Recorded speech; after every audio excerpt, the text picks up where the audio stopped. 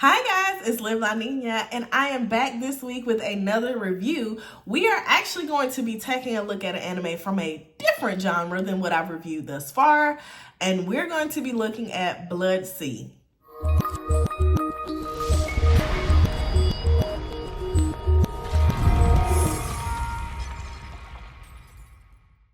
Blood-C is a dark fantasy / horror anime, but for my purposes, I'm going to call this genre and all of the shows like it that I review, I'm just going to stick with the dark fantasy because they're all not necessarily horror, and I don't want to limit myself that way. So for dark fantasy, since this is the first time I'm reviewing something like this, I am going to quickly go through my questions.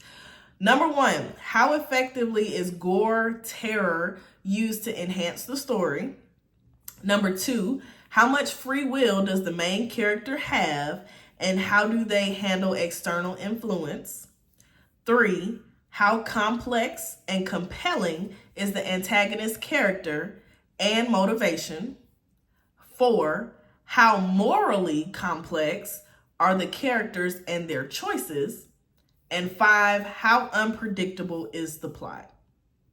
Blood-C is an anime that's actually a part of a series that started with, I think, a Blood Plus movie, but there's no continuity between the series. So Blood-C, the story for Blood-C is contained within Blood-C, and then there's a sequel movie that kind of finishes the plot. So the show Blood-C is about a young girl named Saya, who she goes out at night and she fights against Elder Barns, which I'm going to call them demons for our purposes. And they feed on human blood. So she's going out, she's slaying those. She lives and trains with her father at his shrine. And she eventually learns that things are not exactly what they seem, and she might not be who she thinks she is. Jumping right into my ratings, how effectively is gore and terror used to enhance the story? This one gets a 10 right out of the gate, and I'm going to tell you why. I watched this anime because I saw a clip, and it was a particularly gory clip. I saw a clip on Facebook, and somebody in the comments asked, like, what is this from? And when I found out it was from Blood-C, I had to watch it, right? Because that was different. I had not seen any anime with that much blood. And it did not disappoint at all. Not at all. It ended up being, very good. And that particular scene with all of the gore in it really kind of adds to just how sinister the antagonist of the show is. How much free will does the main character have, and how do they handle external influence? So Saya is our main character, and I give her an 8. But what's crazy is I initially scored this lower, but I realized that there was a detail added that was very well thought out that allowed me to score this higher. So without spoiling the show too much, Saya really doesn't have any free will until closer to the end of the show. She is doing what she thinks she has been designed to do. She goes out at night, she kills these demons because the demons are feeding on human blood. And, that's just what it is. That's what she does. And along her journey of learning what things actually are, what's actually going on, who she really is, before any of this happens on the show, she actually makes a wish. And she wishes to, not gonna say what the wish was, but because of the wish she made, that's part of the reason she was able to regain her free will. And that detail of them adding that in there proves that she had more free will than I was willing to give her credit for. So complicated, but she gets an 8. How complex and compelling is the antagonist character and motivation? This gets a 9. So Fumito is the antagonist for this show. And essentially he wanted to for whatever reason, he wanted to manipulate an established practice that was already in place of when demons are allowed to feast on humans. And the reason this doesn't get a 10 is because we get the conclusion of the story in the sequel, which is a movie. But for the show's purposes, we kind of learn that this is what he wants to do. And he went to great lengths to accomplish it. But I do feel like there was room there to make a little more sense. How morally complex are the characters and their choices? Another 10.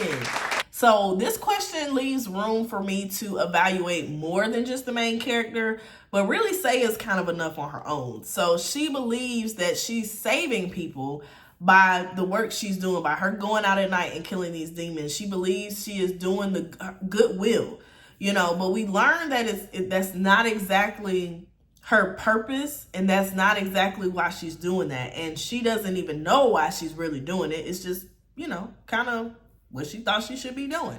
And then the characters in the show, I will touch on this. The characters in the show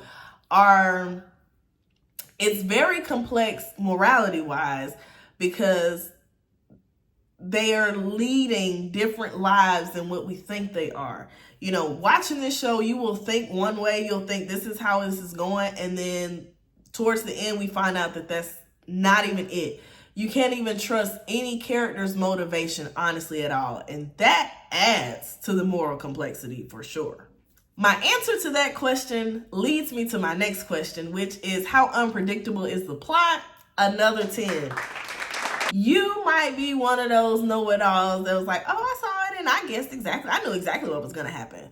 But I feel like for most people watching, you will not see the ending coming. You will not see it. I thought, wow, this girl she's got a lot on her shoulders to be in school. And then it's just like, when I find out what's really going on, it's like she's got even more on her shoulders. It's crazy. But, I thought I had it all figured out. I did not see, of all the twist endings, I did not see that one coming. For the final ratings, we have 10, 8, 9, 10, and 10, which gives us a 47. And a 47 out of 50 gives us a 9.4. And that is such a strong start for the dark fantasy genre. And well-deserved. Unfortunately, with all shows, no matter how high they rank, again, I always have something that I don't like. And the first one is that I thought the show needed another season. So we get a conclusion in the form of a film, but that just wasn't enough for me. It could have gone for one more season to really kind of go into some more things, give some more details, and answer some more questions. So that was unfortunate. And again, as I mentioned before, the Blood series does not have any continuity. So each series is a different universe, which is really a shame, because this could have been its own whole little universe and its own little set of seasons. But we got what we got. And then the same thing as the first thing I mentioned is you have to see a movie to get the conclusion of the story. And I just think that's a cop-out. That was an easy way to go. If it was going to be a one-season anime, I think everything should have been wrapped up in that one season. I think it's either 12 or 13 episodes. So the season's not even long. They could have made like a 25 episode season or maybe a 30 episode season to just go ahead and round it out. But yeah, the movie thing, it just puts a bad taste in my mouth. Now, for the things that I did like, I liked how Seiya handled saving herself. So again, I'm not going to spoil anything about the wish, but I will say that she makes a wish before the events of the show take place. She makes a wish, and because of that wish that she makes, she's able to get out of the situation that she's in and regain her control in the show. And that detail, I can't talk enough about that detail. That detail, I really love it. I love well thought out things like that. That is something that I wish more animes had, a scene that's just well thought out. Like, this is the reason why everything happens the way it does. That is just phenomenal to me. And I might be raving about it and it might be nothing to you, but I like that kind of stuff. I like good planning. That was good planning. I like the gore. So that sounds weird, but it really takes it up a notch from what I'm used to. And I actually really like horror movies, so that's kind of on par with me as a person, but I like that. And it was, like I said, it was different for me because I didn't usually watch anime for that. But seeing it, I was like, oh, this was not bad. Not bad.